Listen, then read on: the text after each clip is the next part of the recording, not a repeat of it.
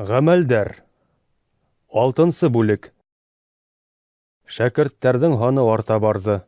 Шул көндәрҙә грек телле йәһүдтәр көндәлек ризыҡты бүлгән ваҡытта беҙҙең тол ҡатындарҙы иҫәпкә алмайҙар тип, йәһүд телендә һөйләшеүселәргә ризаһыҙлык белдерҙе. Шуға күрә 12 илсе бөтә шәкерттәрҙе йыйып, Беҙ Аллаһ үҙен вәғәзләүҙе кәметеп, ризыҡ бүлеү менән шөғөлләнергә тейеш түгелбеҙ, тинеләр. Шулай булғас, имандаштар, үҙ арағыҙҙан абруйлы исем йөрөткән, изге рух менән тулы һәм аҡыл йәһе булған 7 кешене һайлап алығыҙ. Ризыҡ бүлеүҙе шуларға тапшырырбыҙ. Ә беҙҙең эшебеҙ доға ҡылыу һәм артабанда һүҙ менән хеҙмәт итеү булыр. Был тәҡдим бөтәһенә лә оҡшаны. Иман һәм изге рух менән тулы булған Стефанды, шулай уҡ Филипты, Прохорҙы, Никанорҙы, Тимонды, Парменды һәм мәжүсилектән йәһүд диненә ҡабул ителгән Антиохиялы Николайҙы һайлап, уларҙы илселәр алдына баҫтырҙылар. Илселәр доға ҡылып, уларҙың баштарына ҡулдарын ҡуйҙы. Шулай итеп, Аллаһ үҙе киң таралды. Иерусалимда шәкерттәр һаны байтаҡҡа артты, руханиҙарҙың да бик күптәре һөйөнөслө хәбәрҙе ҡабул итте.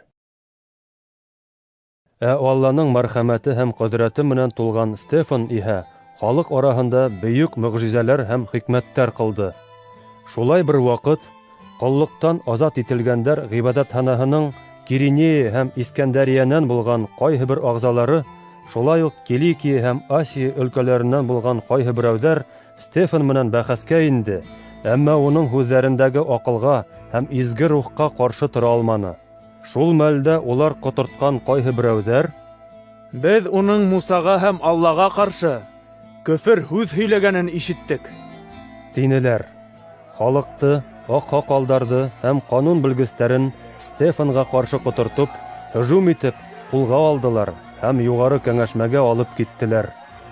Улар кәңәшмәлә ялған шаһиттарға һүҙ бирҙе. Тегеләр иһә: был кеше ошо изге йортҡа һәм ҡанунға ҡаршы көфөр һөйләүҙән туҡтамай. тинеләр. Беҙ уның Назаралы Ғайса был йортто емерәсәк һәм Муса биргән йолаларҙы үҙгәртәсәк тигәнен ишеттек. Кәңәшмәлә ултырыусы бөтә кеше Стефанға текләп ҡараны. Уның йөҙө фәрештәнеке кеүек ине.